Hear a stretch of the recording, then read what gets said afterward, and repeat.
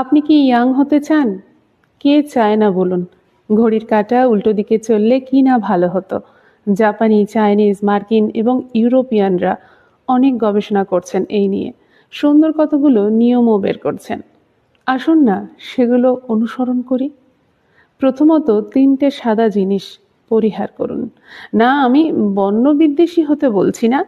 চিনি, লবণ আর ময়দা, এই ৩টি শব্দ আপনার অভিধান থেকে কেটে ফেলুন। আপনি রসগোল্লার মতো চোখ বড় বড় করে বলবেন, এটা কি করে সম্ভব? তাহলে তো মিষ্টির দোকানদাররা না খেতে পেয়ে মারা যাবে। মনে রাখবেন, চিনি কিন্তু বিষ।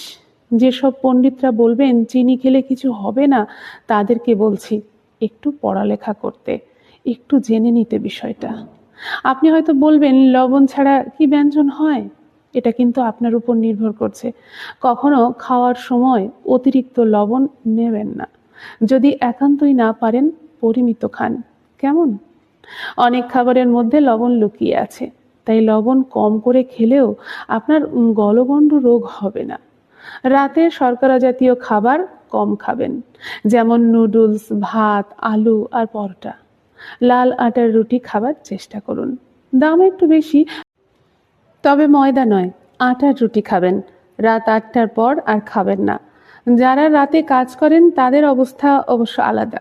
ভয় নেই, আপনি অনাহারে মরবেন না। আপনি কি জানেন, আপনার অনেক অসুখের কারণ আপনার পয়সা ছিল না বলে খাবার অভাবে নয়, বরং আপনার খাবার নির্বাচনে অনেক ভুল ছিল। দ্বিতীয়ত, প্রত্যেক দিন ৩০ মিনিট করে আপনাকে হাঁটতে হবে। এটা কিন্তু শপিংয়ের হাঁটা বা পার্কে প্রণয়ীর সঙ্গে প্রমোদ ভ্রমণ নয়।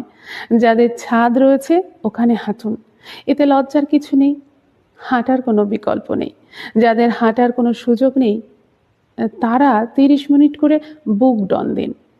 তৃতীয়ত, আপনি কি জানেন, পৃথিবীতে সুনামি আর সাইক্লোন যা ক্ষতি করেছে তার চেয়ে বেশি ক্ষতি করছে সফট ড্রিঙ্কস। সফট ড্রিঙ্কসকে হার মানান, সেটাকে বন্ধ করুন। সফট ড্রিঙ্কসের পরিবর্তে প্রচুর পরিমাণে জল খান প্রতিদিন।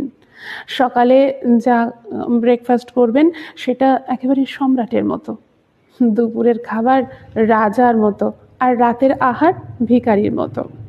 চতুর্থত, ঝালমুড়ি, ফাস্টফুড খাবেন, অথচ বলবেন আমি তো তেমন কিছু খাইনি।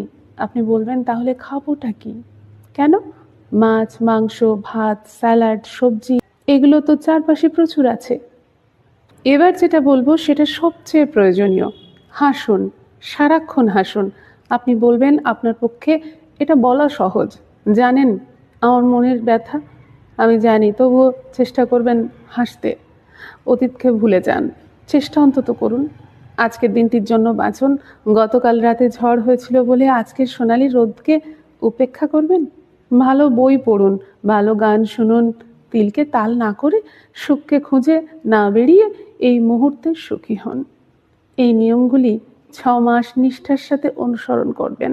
দেখবেন আপনার বয়স ৬ মাস বয়স বাড়লেও তারুণ্য একই রকম থাকবে, নিশ্চিন্তে।